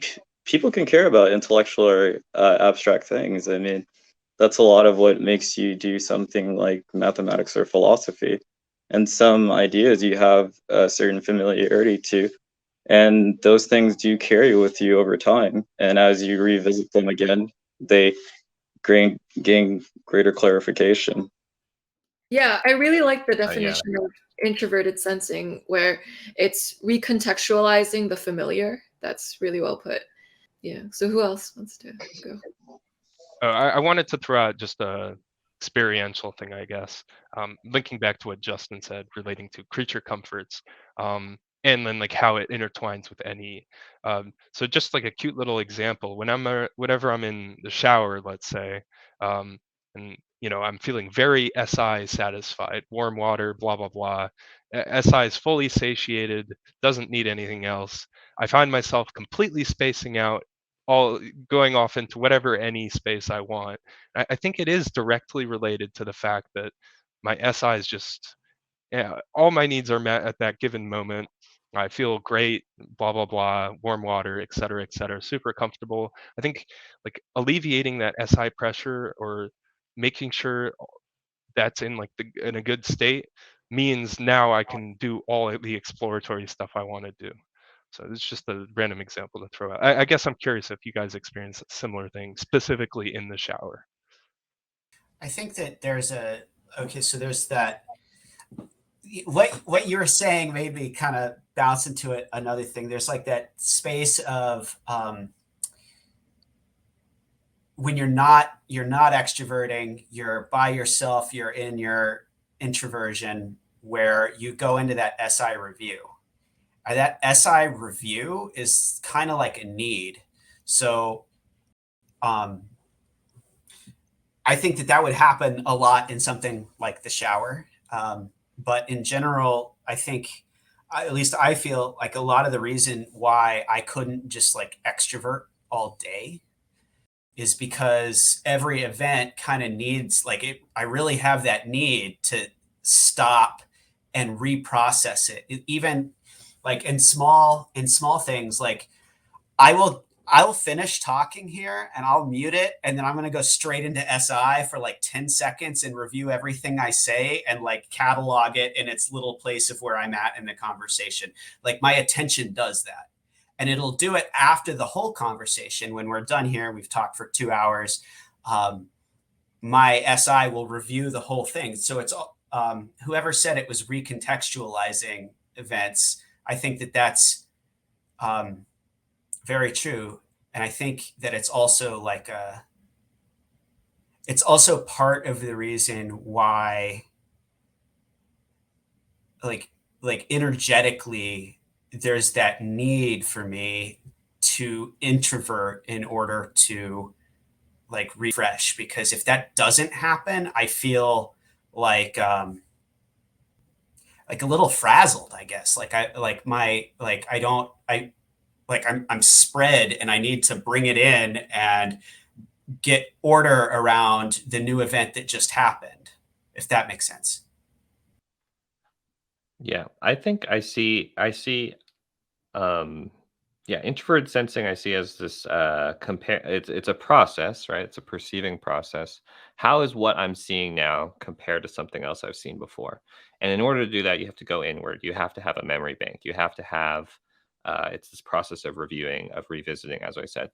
I think that the behaviors like liking the shower and liking the routine, all that sort of stuff, I don't think that that's necessarily personally.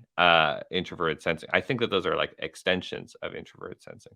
I think that because you need that time to slow things down, to review things, to revisit things, that does create this tendency of like, I need my environment. Like, I don't want things to be just super chaotic and changing all the time. I don't want to be having a new adventure, a new, every 5 seconds. It is really important for things to be sort of anchored and stable so that I feel safe to imagine the possibilities and reconsider things and recontextualize things, all that sort of stuff. But I think that personally, SI in its simplest form is just a compare and contrast thing. And the introverted part is where you have to go inward, where you are deciding what data points were meaningful to you, or what your stable place looks like, or what like what experiences are you being reminded of, or what like when you, after this conversation, what you pull as meaningful from this conversation will be completely different than everyone else. It's not like some objective thing. It's you were like, oh, I really liked when that happened, or when they brought that up, that made me think of this, that made me think of this. Those are all the introverted sensing little data points or whatever that you personally are going to be collecting, and all of us are going to be collecting different things. And so yeah, I think that the habits and the routines and sort of the more literal sensory stuff, it's not, I personally, I don't think that it is super sensory. I like the only sensory part of, again, for me, I think the sensory part is just the fact that it's real. Like, it's something that you can clearly point to. Like, you can say that happened in that conversation, or you can say that that is something you saw before, or that is a relationship I had, or that is an idea that I had, that is a whatever. The fact that you can point to it and that it's real, to me, that is the sensory part of it. And yes, that can literally be a sensory thing, but I think that in general, it's actually not about that, besides the fact that it's real or has been experienced. Makes sense. And Andrew, did you have the chance to answer? I haven't yet. I think Eric put it very well, and I agree. I think for me, I think of it as also like a storehouse, or like some sort of warehouse of like memory, impressions, thoughts, perspectives, or not perspectives, but experiences that I've had, or impressions that I've had that throughout life that I can revisit, that I can go back to in some way, and that I can review, and that provides a sense of concreteness that isn't just any abstract or any pattern recognition or moving through TI structuring or abstraction, but it's sort of something a little bit more solid, and that I can use as a data point, or something just to kind of bounce off of, or jump from. And then at times, yes, it is related to concrete sensory experiences that I enjoy doing repetitive types of revisiting similar things over and over again that I find comfort in, or joy, or something like that. So yeah, I think Eric put it very well, though. I don't have much more to say about it. Mm-hmm. Yeah. Eric's descriptions of the polarities are top notch. Would recommend. And then on to repressed extroverted feeling. How do you all experience that? I know we went into it a while ago, but any other takes on it? What role does it play in the INTP? It's there for the sake of completeness. Otherwise, we wouldn't be a whole being. But my hunch, well, my personal theory is that you should develop your inferior function to the point that it keeps you afloat in life, but you shouldn't stress out too much about it, because it's sort of always going to give you problems. And like the things that you will be known for, like the things people will like you for, the things you'll be known for, is due to probably your first one or two functions. Like, okay, you may have a few bad experiences and stuff, but it's like, I don't think there's a need to try to over aspire, like overemphasize the inferior function. It's just keep it just in check so that it's like a pass, For me, I'm gonna take an opposite view. FE is like the most important thing ever.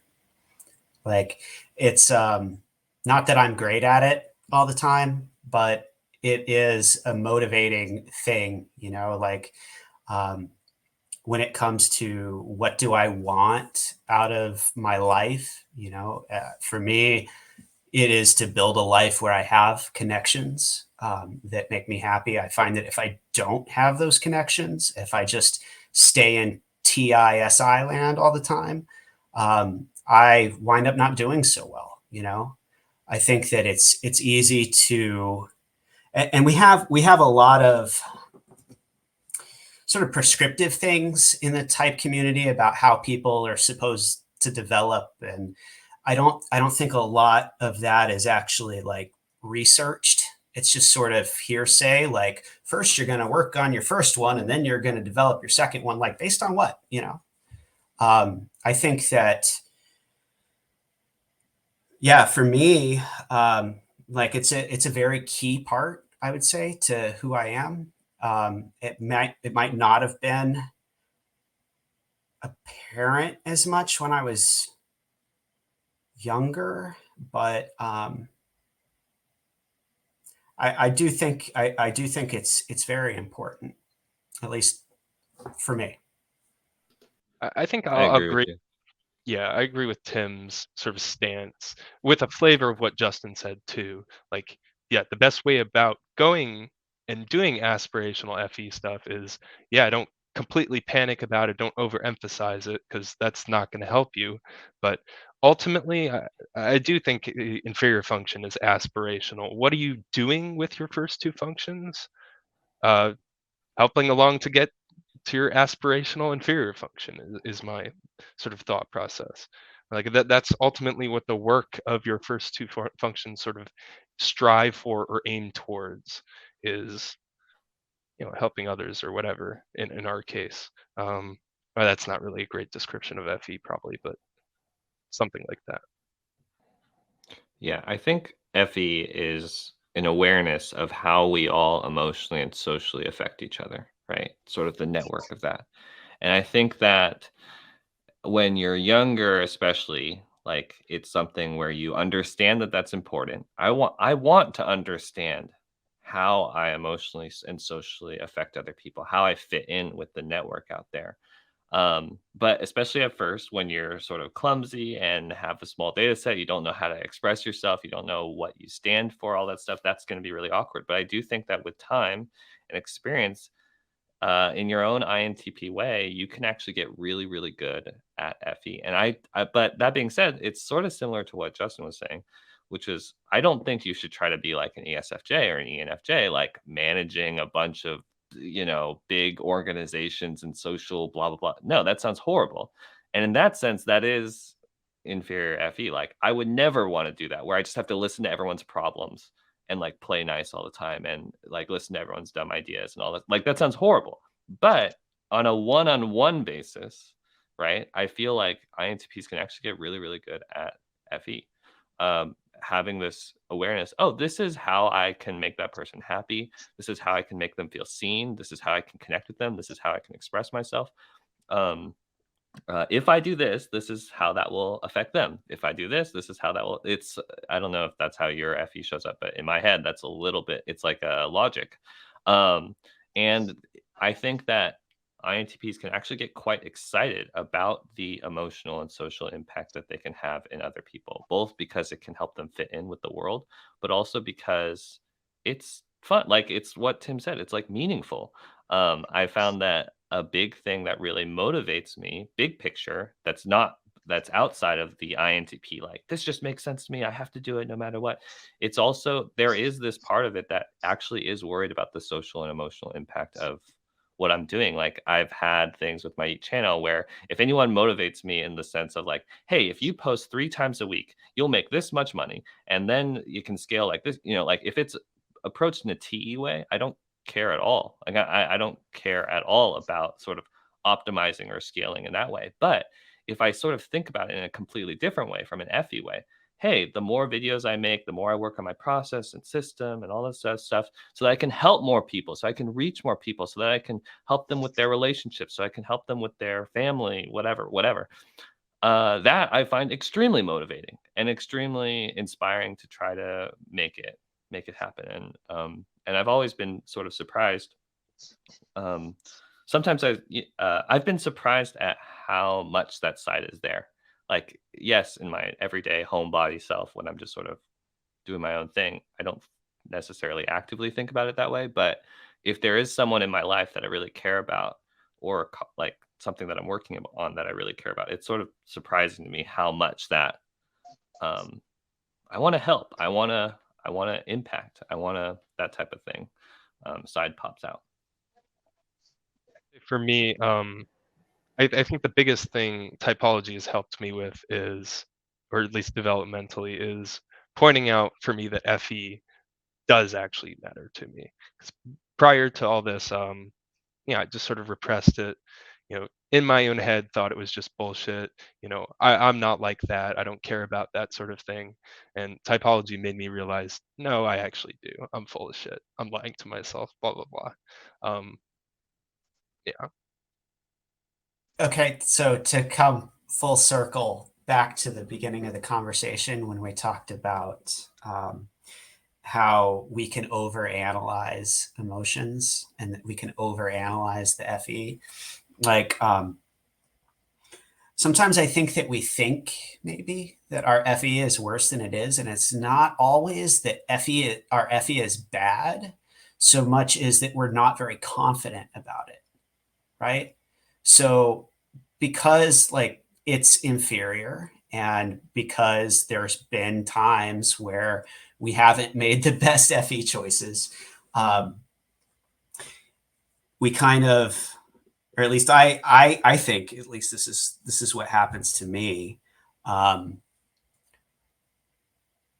go into that TI space, overanalyze, then that prevents the FE that I have from actually coming out in a natural way. It's that like insecurity around FE that actually causes the bad presentation sometimes, not necessarily that FE instinct is not right, it could even be that sometimes we care too much about FE. Like a lot of times people who are, FE front seat, they're more okay with like the FE of the situation not working out, or like someone being upset with them. Like because like they have all these other connections and they have all this other experience. And so like one little thing that might be the end of the world, or might feel that way to me, for someone who has more access or just more confidence around their FE, it seems like it's like they'll still feel some of the same things and they'll still be upset in the same ways, but it's just not as big of a deal. I find that sometimes I'm hyper focused on FE in social situations, and as Tim said, I may be reacting to it in a way that I'm analyzing and just almost becoming afraid of the FE experience. And I'll maybe at times I'm spending time with an FE Dom, and they seem okay with the potential difficulties that are in the FE environment, but I'm stressing out over them. But I agree that I don't think it's maybe a lack of skill all the time, but maybe experiences of the past and maybe a hyper focus on FE things. But I do find that much of my TI-NE life is still in some way long-term pushed towards like a FE goal of like wanting to assist or help in some capacity other people. But I find that at times it's quite difficult, but that's the end goal. I want to have an impact and help in some capacity. So I do find it aspirational.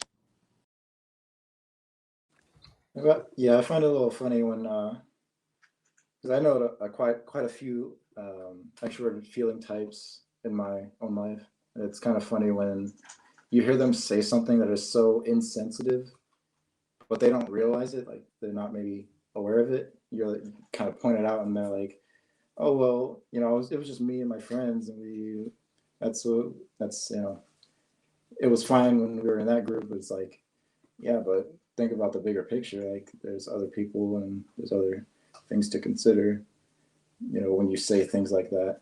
And they're like, oh, then they kind of get a little introspective. Yeah, I guess I'll have to just sort of reinforce, just agree with the same stuff already. For me, I think FE inferior is a lot of magnifying, like, or way overstating stupid small FE problems that you've had. And FE Dom or higher FE users would just, yeah, that kind of sucked, but they move on real quick. For me at least, I'll take and run with some small stupid thing that went wrong and way overemphasize it. Um, And Joshua? I think with most of the things that I do, like mathematics is very collaborative. Philosophy is like super collaborative. You have to talk to a lot of people to get these things right. Like you don't know how to do most of the things that you're required to do at first. And a lot of the coming to understand these things is speaking to other people and taking in from them and allowing them to lead you down the path of, you know, what's expected of you. And in that way, a lot of the things that are, in a sense, like TI driven and abstract, they oftentimes lead me down or towards more communal and social roles and activities. And I tend to find that I get the most fulfillment from doing mathematics when other people like benefit from what I'm doing, or when I'm tutoring students and I see that they come to an understanding about something that they didn't have before. That really makes me feel good because I feel like, hey, I'm helping them like reach their academic goals, or I'm helping them reach their uh, desires to like do something that I find I enjoy doing or something like that. That's actually a big area. I found that my FE gets activated. It's from teaching. I actually don't, even though INTPs are known as like super smart, you know, brain people, whatever, like I actually don't care at all about being super, super smart if no one can understand what I'm saying. I don't really want that. I've found that the most exciting part of it is when you can translate it to other people and you can see that emotional impact in other people. That's like almost all I care about. In a weird sense, like, yeah, I have my own personal theories and whatever, but like the most fun part sometimes is seeing the impact. yeah, just to add the same sort of thing again, you know, at work or at home or whatever else, like I enjoy most the little nuggets where someone asks for help with something and like my unique skill set, for some reason, I'm able to help them. I get tons of value from that. Yeah, one of the greatest human needs is of service, like being able to offer service to a greater purpose or to someone outside of yourself. So it's nice to hear about all of the FE journeys you've all been on. And so thank you everyone for coming out and discussing your experience as an INTP. I really appreciate all of the analyticalness that you've put into your responses. And, you know, for Andrew, I really appreciate the philosophical and references to these books and films that you know about. And thank you, Eric, for your interesting take on SINE. It's one of the best takes I've ever heard on the SINE axis. So thank you for being able to separate what is the symptoms of SINE and what is the core of SINE. It was really mind-blowing, your ability to put that axis into better words than ever been presented by someone. If you want to hear those kind of mind-blowing insights, feel free to check out Eric's YouTube channel. He is going to make typology and cognitive functions mainstream. His channel's already grown. That's the mission. The whole mission is just to see if I can make the cognitive functions accessible and entertaining and mainstream for the the general public, not just the people who can sit through long videos of guys on whiteboards and stuff. Like, I think it's really practical, really helpful. So I'm trying to translate it to other people. Thanks, Joyce, for having us all on this panel. I'm happy to have you all. Yeah, thank you, Joyce. Yeah.